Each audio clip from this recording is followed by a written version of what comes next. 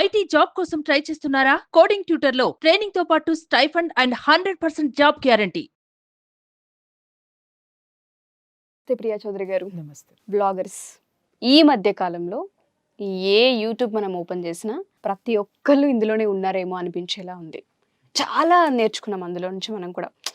Interior కావచ్చు, లేదు అంటే డ్రెస్సింగ్ కావచ్చు, లేదంటే కొంత ఇన్ఫర్మేషన్ కావచ్చు, పిల్లలకి సంబంధించిన నాలెడ్జ్ కావచ్చు, గెయిన్ చేసే అవకాశం వచ్చిందని చెప్పుకోవచ్చు.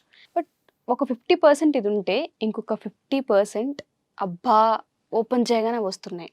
బస్సులో ట్రావెల్ చేస్తుంటాం కొన్నిసార్లు, ఆటోలో ఉంటుంటాం కొన్నిసార్లు, పక్కన ఎవరో తెలియని వాళ్ళు ఉంటుంటారు, చూడ్డానికి ఆక్వర్డ్గా అనిపిస్తూ ఉంటుంది. ఈ వ్లాగర్స్ పైన మనం ఏం మాట్లాడొచ్చు అంటాం? వీటి ఇంపాక్ట్ వాళ్ళపైన ఏ విధంగా పడే అవకాశం ఉంటుంది ఇన్ ఫ్యూచర్? మనం ఇలాంటివి మాట్లాడతామని వాళ్ళే ముందు మాట్లాడేశారు. మీరేమడుగుతున్నారో నాకు అర్థమైంది. వాళ్ళే ముందు మాట్లాడేశారు. ఏమని అంటే, మాకు సంపాదించుకునేటటువంటి అవకాశం వచ్చింది కాబట్టి మేము సంపాదించుకుంటున్నాం, కాబట్టి మీరు మమ్మల్ని అబ్జెక్ట్ చేయకండి అనేటటువంటి వీడియోస్ కూడా చేసి పెట్టారు. చూసావా నువ్వు? అంటే అటువంటి వీడియోస్ చేస్తే సంపాదన వస్తుందని, అంతే కదా. అది ఎంతవరకు కరెక్ట్ అంటారు ప్రియా మ్యామ్? నేను ఒక విషయం చెప్తున్నా. మనము ఇప్పుడు సిగరెట్, పిల్లవాడు ఫస్ట్ టైం సిగరెట్ కాల్చినప్పుడు కిక్ ఉంటుంది. ఆ తర్వాత నెక్స్ట్ డే కూడా వాడు దొంగతనంగా కాలుస్తాడు ఫస్ట్. ఓకే, ఆ కిక్ ఎప్పుడైతే వాడికి వస్తుందో మెల్లమెల్లగా ఏం చేస్తాడు, దాన్ని రెగ్యులర్గా వేలోకి వెళ్ళిపోతాడు.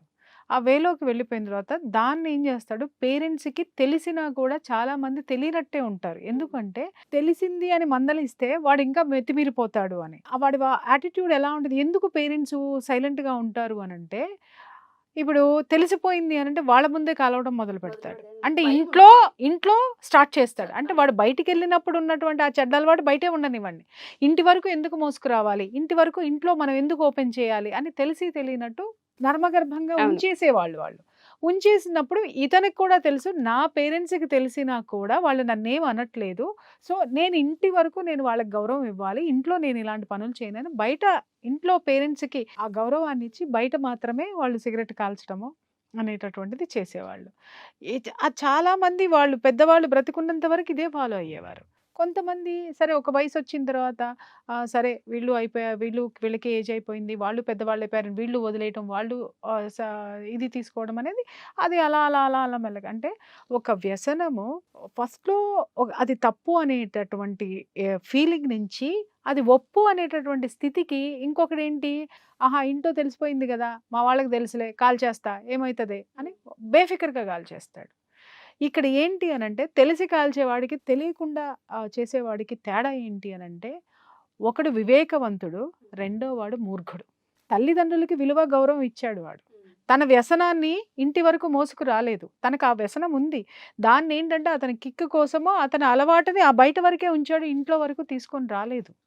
కానీ వీడేం చేశాడు, మా ఇంట్లో వాళ్ళకి తెలిసిపోయిందిలే, ఇంకేం చేస్తారులే అని చెప్పేసి, మీకు తెలుసు కదా అని తాగడం మొదలుపెట్టిన తర్వాత తల్లిదండ్రులు కూడా అరే ఇలాంటి బిడ్డ నీ కన్నాను, వీడిని కంట్రోల్ చేయలేకపోతున్నానని ఆ బాధలో ఉండి కొడుకు మీద ప్రేమతోటి వాళ్ళు ఏం అనలేక తల దించుకునేటటువంటి సిచ్యువేషన్లో అది కంటిన్యూ అయిపోయి అలా వెళ్ళిపోతూ ఉంటే, ఆ తల్లిదండ్రులు ఆ కొడుకు దగ్గర ఏదన్నా పంచుకోవాలన్నా కూడా, ఏదన్నా షేర్ చేసుకోవాలన్నా కూడా వెనకడిగేసేటటువంటి తత్వం. ఎందుకంటే వీడు మన మాట వినడు, వీడు పెద్దవాడైపోయాడు, లేకపోతే వీడికి ఇలాంటివి వ్యతిరేకిస్తున్నాడు మనల్ని అనేటటువంటి ఆ బాధ జీవితాంతం వాళ్ళు మోసేటటువంటి వాళ్ళు.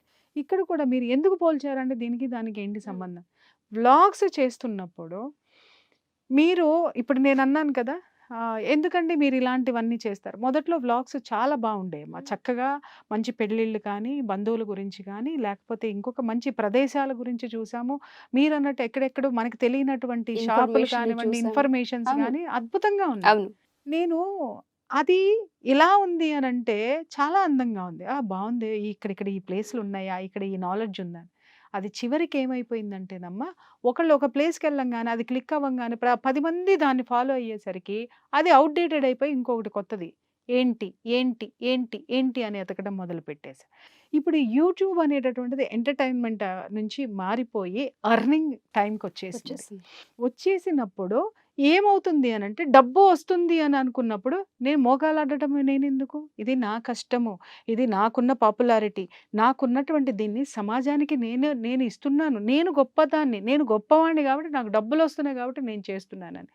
కొన్ని ఆడవాళ్ళు చేసేటటువంటి బ్లాగ్స్ చూస్తుంటే నిజంగా బాధాకరంగా ఉంటుందమ్మా.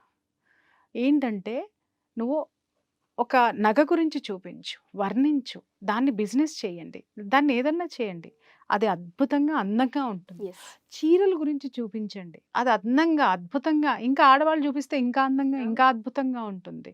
అది మార్కెటింగ్ చేయండి, దానికి ఎవ్వరూ ఇది చెప్పండి. అలాగే అవుట్ఫిట్స్ ఏవైతే ఉంటాయి, డ్రెస్సుల గురించి చెప్పండి. తర్వాత ఇంకేదన్నా ఉన్నా, ఏది ఉన్నా కానీ ఏదైనా కానీ అది అభ్యంతరకరం కానటువంటివన్నీ, అందమైనటువంటివన్నీ చూపించడంలో తప్పే లేదు. అది దాటి దాటి చివరికి ఎలా వచ్చింది అని అంటే, కొన్ని వ్లాగ్స్ చూస్తే నిజంగా మనసు బాధేసింది ఉషా నాకైతే. ఏంటి వీళ్ళు ఇన్ఫర్మేషన్ ఇస్తున్నారా? ఇన్ఫర్మేషన్ ఏమి ఇస్తున్నారు?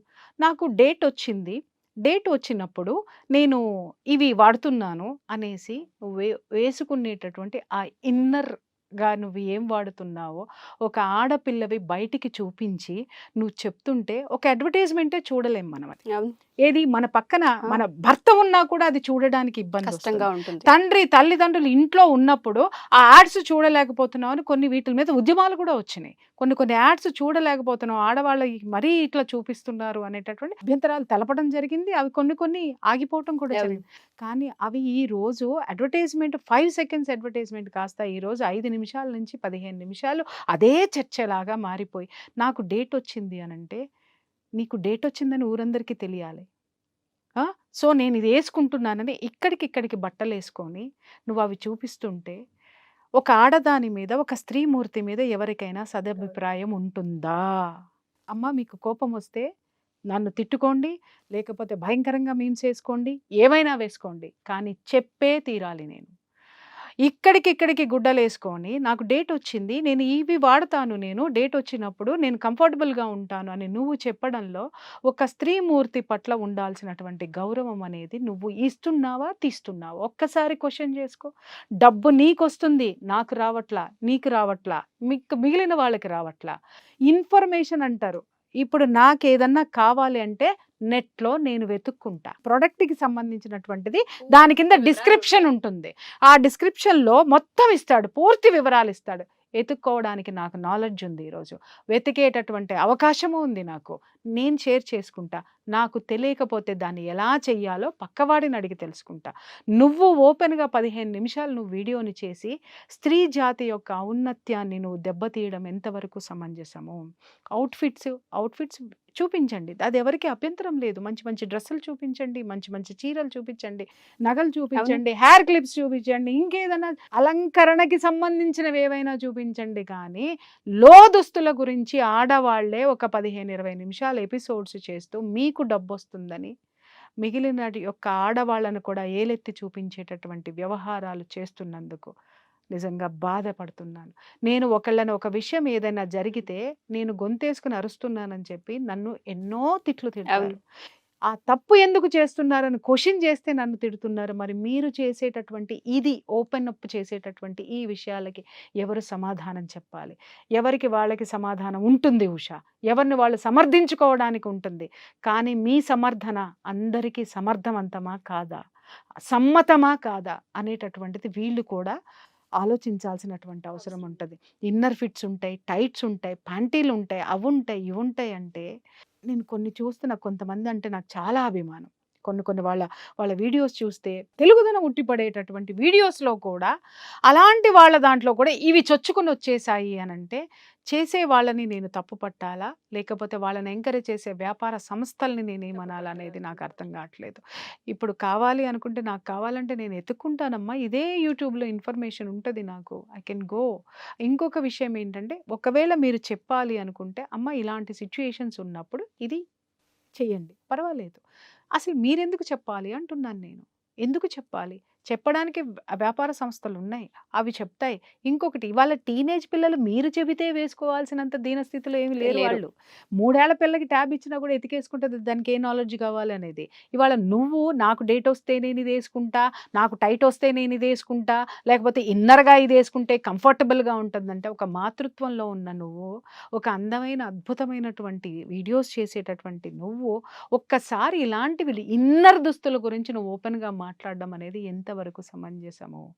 ఎప్పుడైనా సరే గుప్పెట పట్టి ఉంటేనే ఆ రహస్యం యొక్క విలువ, మీరు ఇన్ఫర్మేషన్ ఇవ్వడానికి ఏ రైట్స్ మీకున్నాయి. నువ్వు ఆడదానిగా రైట్ నీకుంటే, నేను ఆడదాన్ని, నాకు కొన్ని రైట్స్ ఉంటాయి అభ్యంతరాలు చెప్పడానికి, నాకు కూడా కొన్ని రైట్స్ ఉంటాయి. అది గమనించాల్సినటువంటి అవసరం ఉంది వ్యాపారాత్మక ధోరణిలో. ఏంటంటే ఇప్పుడు వాళ్ళు మాట్లాడేది కూడా ఏముంటుందంటే జనరేషన్ మారింది, చాలా అప్డేట్ అయ్యాం అని కూడా మాట్లాడుతూ ఉన్నారు. కరెక్టే. బాగుందమ్మా. మనము బెడ్రూమ్ తలుపులు తీసేద్దాం, మనం ఇంటికి గోడలు తీసేద్దాం, ఎంచక్క ప్రకృతిలో అన్నీ చేసేద్దాం. ఎందుకు ఓపెన్గా పెట్టుకోవాలి? అలా యాక్సెప్ట్ చేస్తారా? వాళ్ళ సంసారాన్ని రోడ్డు మీద చేయమను, వాళ్ళ సంసారాన్ని చెట్టు కింద చేయమను, వాళ్ళ సంసారాన్ని ప్రకృతిలో ఓపెన్గా చేయమను, చెయ్యమను. మాట్లాడొద్దు. మాట్లాడేటప్పుడు యువతల నుంచి కూడా చాలామంది మాట్లాడే వాళ్ళు ఉంటారు. మిమ్మల్ని మీరు సమర్థించుకోవడానికి ఎలాగైనా ఏదైనా ఓపెన్ అంటే నేను అదే చెప్తున్నా. నీకు బిడ్డ ప్రసవం అయ్యేటటువంటి వీడియో నువ్వు పబ్లిక్గా పెట్టగలుగుతావా? నీ బిడ్డ యొక్క శోభనాన్ని పబ్లిక్లో పెడతావా? నువ్వు సంసారం, నీ భర్తతో నువ్వు చేసే సంసారం అన్నీ ఓపెన్గా చేస్తున్నారు కదా, నీ భర్తతో నువ్వు ఎలా సంసారం చేస్తావు నువ్వు పబ్లిక్లో పెట్టి చూడు, అప్పుడు నేను ఇవన్నీ యాక్సెప్ట్ చేస్తాను.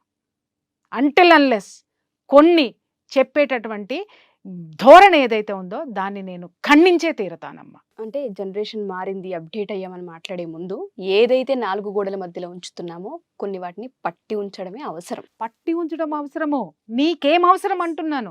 నువ్వు సంపాదించుకోవాలనుకుంటే ఎన్నో చీరల షాపులు ఉన్నాయి, ఎన్నో నగల షాపులు ఉన్నాయి, ఇంకెన్నో స్టీల్ బిందెల షాపులు ఉన్నాయి, స్టీల్ కొట్లు ఉన్నాయి, ఇంకా నువ్వు వాడుకునే ఫర్నిచర్ షాపులు ఉన్నాయి. You just go there and tell everything. నీ ఇంట్లో ఏం పెట్టుకుంటావు, నీ ఇంట్లో కుంకుమ ఎట్లా తయారు చేస్తావు అన్నీ చెప్తున్నారు. చెప్పండి. ఆ నాలెడ్జ్ అవసరం. ఈ నాలెడ్జ్ ఎవడికి కావాలంటే వాడు తీసుకుంటాడు తప్ప మీరు ఇలా బయటకు వచ్చి అన్ని ఓపెన్ చేస్తే ఒక మాతృత్వము యొక్క గొప్పతనము మూర్తిభవించినటువంటి ఒక స్త్రీమూర్తి యొక్క స్త్రీతత్వం అనేది బహిర్గతం అయిపోయి దానిలో ఉన్న సున్నితత్వం పటాపంచలైపోతుందమ్మా. ఇవాళ నాకు చాలా ఆఫర్స్ వస్తాయి, మేడం మీరు ఇది చెప్పండి, నేను లక్షలు సంపాదిస్తా కూర్చుంటే. ఇవాళ నేను చేస్తే నేను సున్నితంగా తిరస్కరిస్తా.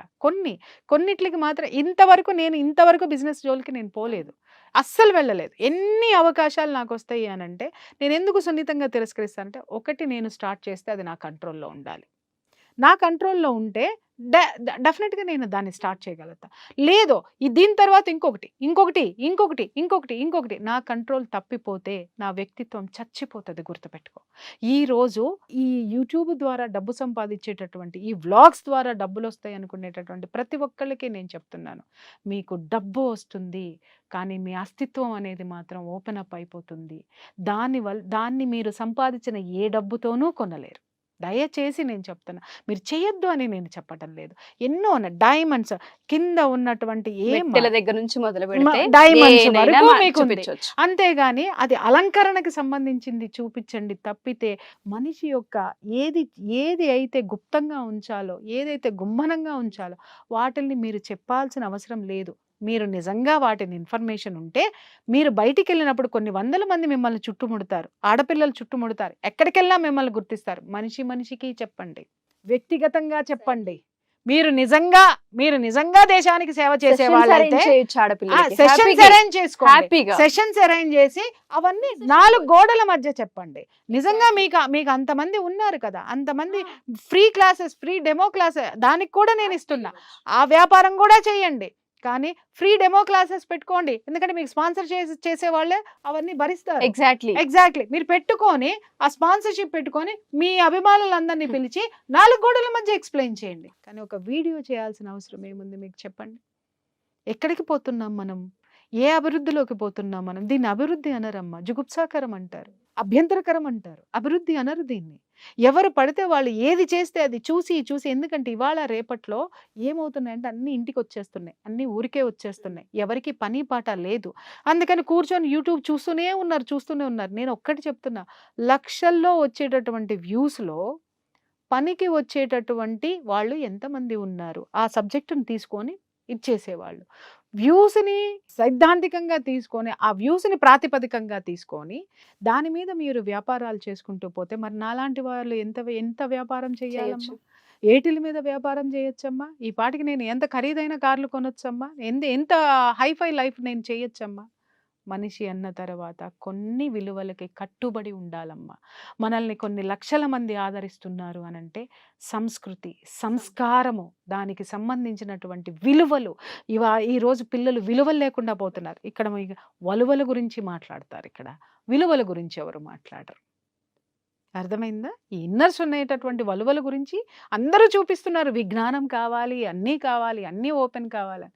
కనీసం నీ ఇంటికి వస్తే నీ బిడ్డ కానీ నా బిడ్డ కానీ వచ్చిన వాళ్ళు పెద్దవాళ్ళని చూస్తే ఇవాళ చిన్నపిల్లలు కుర్చీలో నుంచి లేవరు, కూర్చుని చోటు నుంచి లేవరు, మర్యాద ఇవ్వరు. అవి నేర్పండి. మీకున్నటువంటి వ్యూవర్షిప్ గొప్పతనము అప్పుడు బయటపడుతుంది. అలాగే మీ పిల్లలు అత్తగారింటికి వెళ్ళినప్పుడు, ఆడపిల్లలు అయితే అత్తగారింటికి వెళ్ళినప్పుడు వాళ్ళని తెలివితేటలతోటి ఆ ఇంటిని ఎలా చక్కదిద్దుకోవాలో నేర్పండి. మర్యాద ఇచ్చి పుచ్చుకోవడం ఎలాగో నేర్పండి. ఎలాగో అక్కడ ఏదైనా గొడవలు జరిగితే మీరు ఇచ్చేటటువంటి సపోర్ట్ ఎలాగో వాళ్ళకు ఉంటుంది. అలాగే మగపిల్లలైతే తన జీవితంలోకి వచ్చే ఆడపిల్లని ఎలా గౌరవించాలో నేర్పండి. వాడు బయటికి వెళ్ళినప్పుడు పరాయి ఆడదాన్ని ఎలా గౌరవంగా చూడాలో నేర్పండి. ఏ ఒక్క తల్లైనా తన బిడ్డకి, ఈరోజు ఇంతమంది వ్లాగర్స్కి నేను చెప్తున్నాను, ఎవడైనా ఇంట్లో ఉన్న పిల్లల్ని క్రమశిక్షణతో ఎంతమంది పెంచుతున్నారు, విలువలు ఎవరికి చెప్తున్నారు? విలువలన్నీ కూడా గాలికి వదిలేసి వలువల గురించి మాట్లాడుతుంటే ఎంత అసహ్యంగా ఉంటుందమ్మా. దయచేసి ఇలాంటివి మిమ్మల్ని మీరు సమర్థించుకుంటానికి మీరు చేస్తున్నారేమో, కానీ వాస్తవానికి అమ్మా కొంతమంది గురించి చెప్తున్నాను, మీరు దయచేసి ఆపేయండి.